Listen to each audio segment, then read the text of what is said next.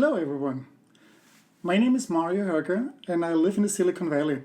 I work as a technology trend researcher and I write books about that. And I have a large blog on The Last Driver's License Holder Has Already Been Born. That's a book that I wrote about 3 years ago. It came out in English just last year. I wanted to give you an overview about a little bit about what's going on in the automotive industry, on electric vehicles, on autonomous vehicles, on connected cars, on sharing systems, and on the digital side of all these things. Now, what we see is that, of course, with the COVID lockdown, many manufacturers had to just shut down the factories and sales just plunged. We see for many areas 90% less cars that have been sold. Now, there's a difference partly in car manufacturers. I just live 8 minutes south of the Tesla factory, close to Fremont.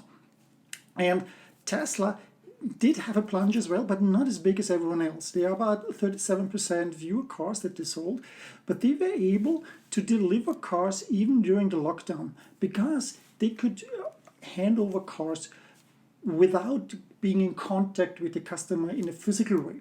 They could deliver the car, put it in front of their house, their apartments, and then give them digital access with their app. And in the car, they were sitting and could watch videos on these touch screens and take the car into possession. They could also make test drives with that during that stuff.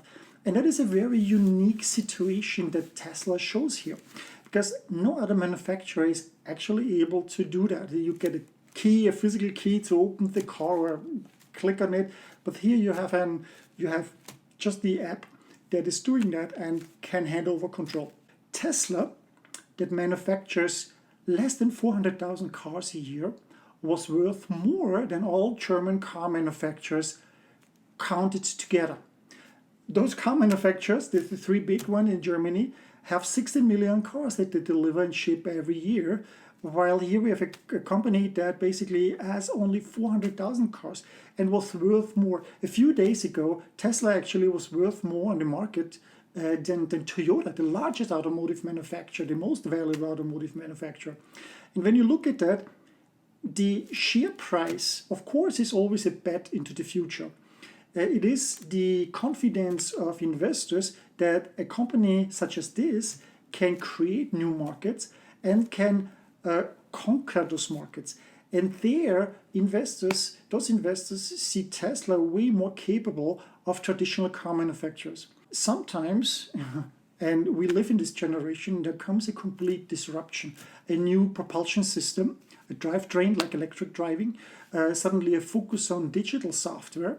And if you're looking at what are the specialities of those traditional automotive manufacturers, they know everything about mechanical engineering, about electricity, about how to bend and drill metals precisely, how to make the best leather seats. So they live in a physical world, but this changes. And we see that with digital disruption everywhere. Suddenly it's not so much about the physical property of the car or of an object, it's more about the digital one. And I'll give you one example. About a year ago, we were in France in vacation and in Spain, and we had rental cars and we tried to use the TomTom navigation system that we had in those both cars.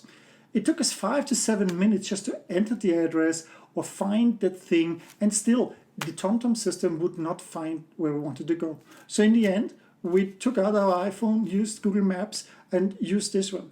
So you can have the best leather stitching, you can have the best gap measures in the car. If you are not able to give me this digital luxury that you're making me feel competent, but instead telling me through the navigation system you're an idiot, then I don't like that car anymore. And this is where Tesla comes in, because they are very, very well doing that. My wife and me, we have both a Tesla Model 3.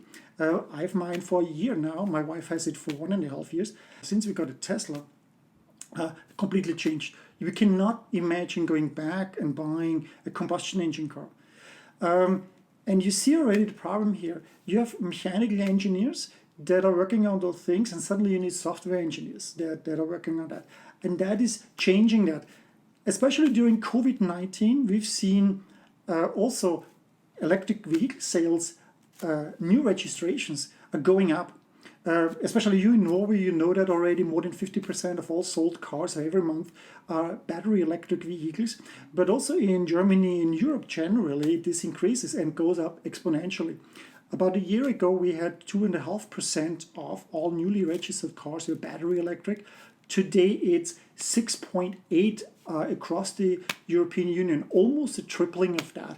And if you count that curve, you will see then that in the next years, we will have similar rates like Norway has today. For manufacturing such a car, you need much fewer employees. About a third of the people today employed in the automotive industry, they are working on the combustion engine. And of those third, you need only 10% of the people to build battery electric cars because there are much fewer parts and components. Which also means if you're a car dealer, you're missing out here on maintenance costs or maintenance services that you can offer, because we have for now 1 year and 1.5 years a car, Tesla, and we have not been once for maintenance. There's no oil to change, there's no filter to change. So if your business model is optimized on servicing a car for several years that you sold and making here a lot of money, then this is not gonna happen anymore.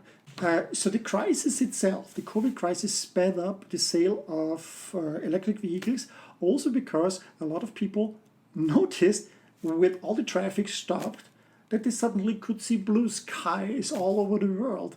And now many of them consider alternative forms of mobility, including electric vehicles, including also bicycles and e-bikes that are coming in there. So there will be a faster shift in that. Tesla, with the electric vehicle, is much farther than any other manufacturer. They have optimized for the past 15 years the batteries, the management of the battery charge, the navigation system and the digital stuff that you can update remotely your car, and the car, instead of depreciating, it appreciates. Every month we get a software update and suddenly the car can perform more functions. It's like Christmas and birthday every month that we have. That has to do with the software architecture and the hardware architecture. Tesla has only 2 chips in there, and they are artificial intelligence chips that can basically upload the software. I've worked in the software industry. I know how software updates work, and it's very challenging to do that properly without crashing the systems. Now, this traditional manufacturer never had such a software architecture, because out of history, they have their suppliers delivering components, and on every component basically is an electronic control unit, an ECU. So Volkswagen Golf has about 75 of those ECUs, and they come from multiple suppliers, and updating that remotely, which they can't, and even if they could, it would be a challenge to coordinate that between all these suppliers. So there's a complete different understanding in order to update this software. Today, at Volkswagen, you have to get that car into the workshop in order to get it put on through a dongle on your car. So it's not very convenient. Now, let me also tell you a little bit about the shopping experience, and this, of course, is something for car dealerships. I bought my car without any interaction of a dealership or of a sales agent. Tesla doesn't have dealerships. Tesla doesn't have third-party dealerships that they have contract with. Tesla operates their own stores. Again, an innovation here in that space, where the people that are working there are their own employees. And I bought my car actually while I was in Germany traveling, and logged on the website, configured my car, bought it, paid, uploaded all documents, and about 2 weeks later, when I was back in California, somebody brought the car to my apartment, and here I had my car. So no way of dealing with a car salesperson that tries to play you and has all this spiel of going to the manager to see if there is some goodie here and there, and it takes hours in order to do that. And this is actually a problem in the whole industry, that people fear going to car dealerships, and Tesla took that out. You're not fearing going to a Tesla store, or you just do it online. And if you read in electric car forums, online electric car forums about the experiences with traditional dealerships asking for test drives of electric cars, they're just complaints. Because of course the dealerships know that they are not making much money with electric cars, and anyways there is not much offering, and there is often long waiting times for those things. So the experience for a customer buying an electric vehicle today at the traditional model is horrible. This is really an attitude problem, I think, that also the dealerships have to work at. Now, we've talked a lot about electric vehicles. Let me talk also about autonomous cars. I live here in Silicon Valley. California has today offers licenses for experimental vehicles for companies to test autonomous self-driving vehicles on all public roads in California. We have currently 66 companies that have such a license, including the big car makers, but tons, 50 small startups that partly also raised hundreds of millions of dollars in order to build autonomous vehicles. In total, in California, in Silicon Valley, most of them, are around 800 cars driving around. So I cannot even go to a cafe or to a meeting without crossing the path of such a self-driving car that's being tested. All over the US, we have currently about 1,400. There are even cars now already on the road where there's no driver anymore in there. So that means the cars are driving empty, which is again something that will disrupt the entire business, including the car dealerships, including insurance companies. Because I'm not gonna buy a car anymore. I personally think that my Tesla that I have now for a year is probably my last privately owned car, and then I will move and switch to a sharing model where I probably use an Uber-like robotaxi service that I call, and then have a one-seater or a five-seater if I need to transport something, and get that. And it may be even much cheaper. So the car is not coming to the customer anymore, even if you buy one through a dealership. It comes and drives to you. Why are we doing autonomous cars? Well, there are a lot of people dying every year on streets. In the US, for example, we have about 40,000 fatalities every year. About 1 million people get injured. In Norway, it's a little bit less. We have about 100 to 140 people that die in car crashes every year in Norway, and about 15,000, 20,000 get injured. Now, 94% of these accidents are human caused. That means people are not paying attention, are distracted on their phone, they are drunk maybe, or road rage, or they're just tired.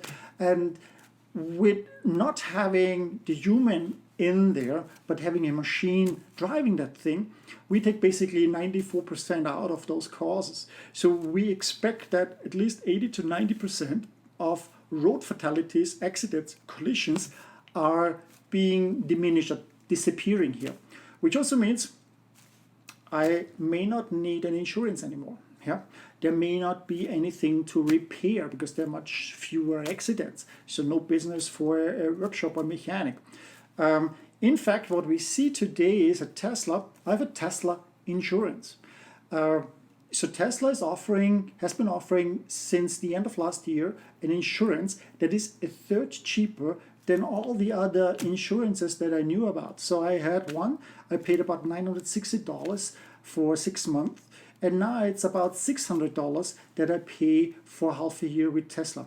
And Tesla is doing the following. What their understanding is they're looking also at your driving profile, because they can remotely access your car. They're looking at your driving profile.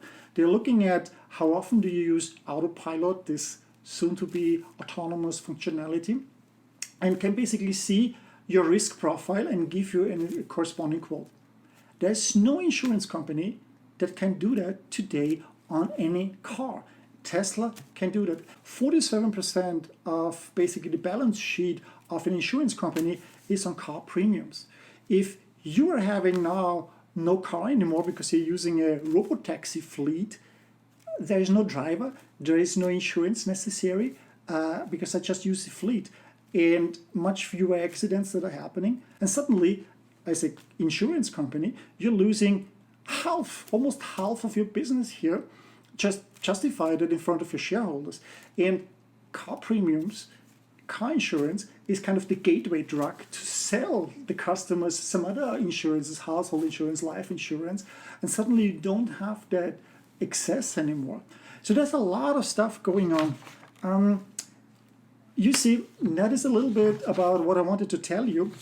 Yes, COVID-19 will accelerate the adoption of electric vehicles. We will see more autonomous vehicles coming, disrupting that business. This is probably happening within the next 10 to 15 years. That's why my book title is The Last Driver's License Holder Has Already Been Born, because this last person making a driver's license is already here, and then we have autonomous vehicles. And that is so much, that's my perspective from the Silicon Valley. I did not want to depress you here, just get me right. I think it's a very exciting time. This is, in the last 100 years, there was not really much of change in the automotive industry. But this is a significant change that is happening right now. And this is an exciting time because we can also help and work on that and steer it and design those new things. I hope you see that as a way to get an understanding of what the future brings and what you have to do in order to get there. So next year in 2021, there's the next Nordic Mobility Conference. So I hope you're going to attend that as well. And I hope you can enjoy the day today and get a lot of information, a lot of discussion, and a lot of energy to do stuff. Thank you very much.